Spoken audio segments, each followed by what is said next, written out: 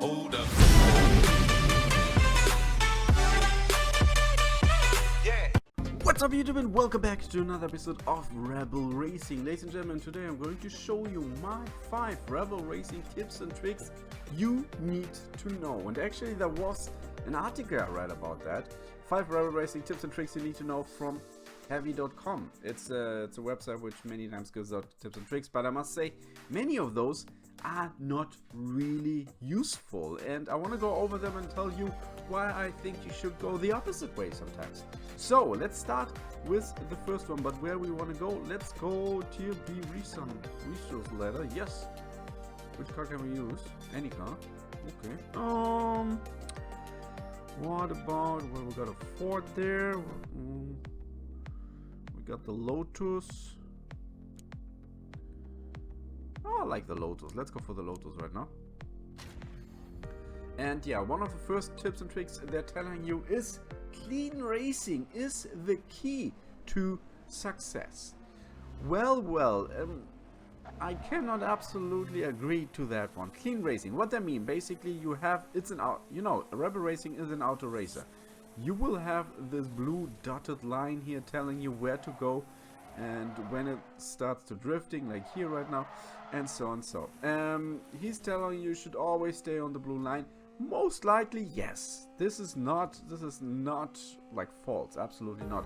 However, the moment you will progress within the game, you will feel like that now and then you will face opposition which is pretty strong and which, let's say, has better top speed than you have. So whenever you have a straight, he might overtake you. So you should take your turn and you should take your chance, basically, to beat the very first guy. It is usually this guy. And you should find a way to make him drift out, you know, kind of like, ooh, right now it's always very difficult to do something like this. Well, let's see.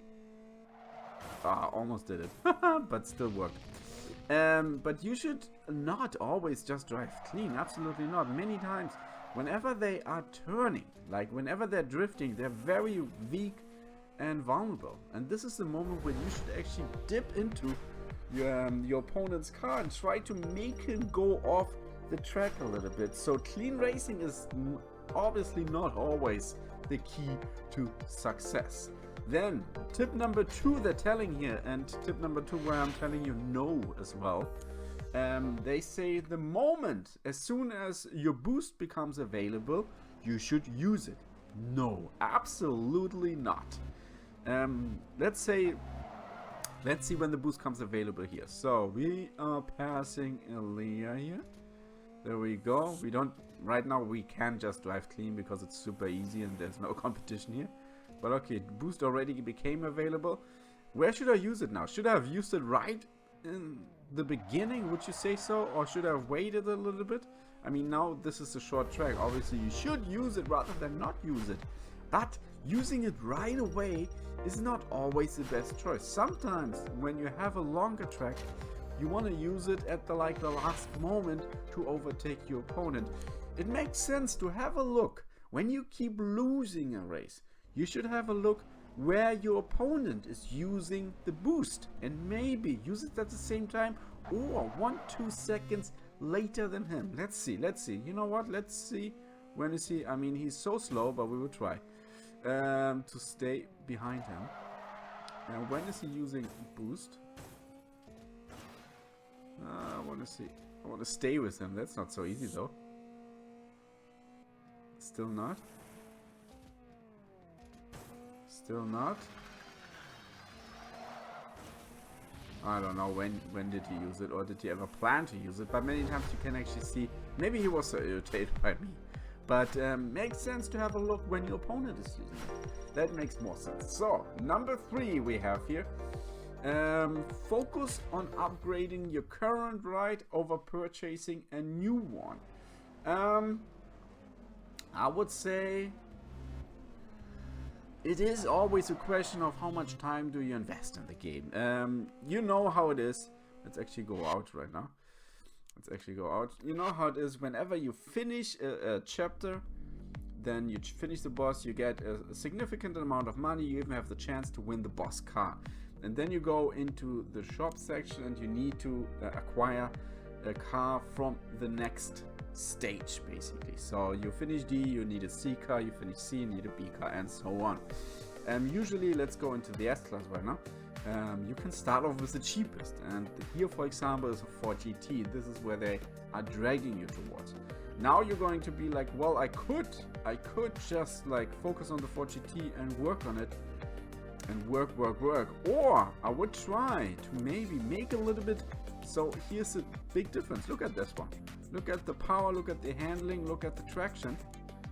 Yeah, the handling is not that good, but handling and rev racing is not the most important thing. Nitro, power, and traction is what you want to have. And that's why this one gets even more points. And you see, the amount of cash you need, there is not that big of a difference, 76,000. So rather than focusing on the Ford GT, maybe not even buying it, rather focus on making some extra cash and then go one level higher. So always just focusing on the car you first bought. I would not recommend that as well. So man, we're busting here one after another. However, now we have another one. It's telling log in every day to complete the following tasks.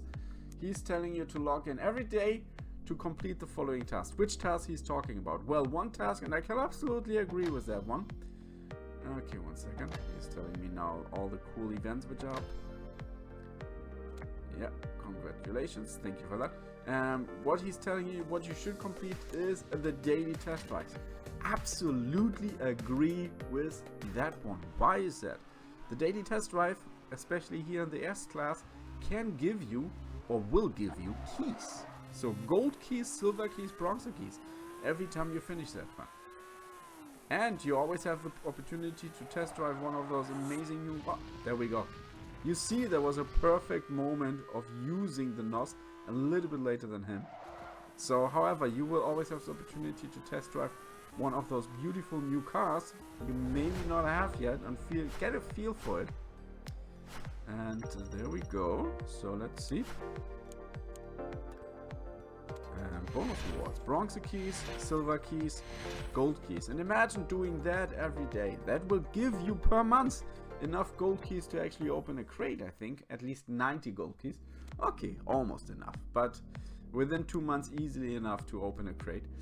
And beside that, you have the double payout and the daily test drive.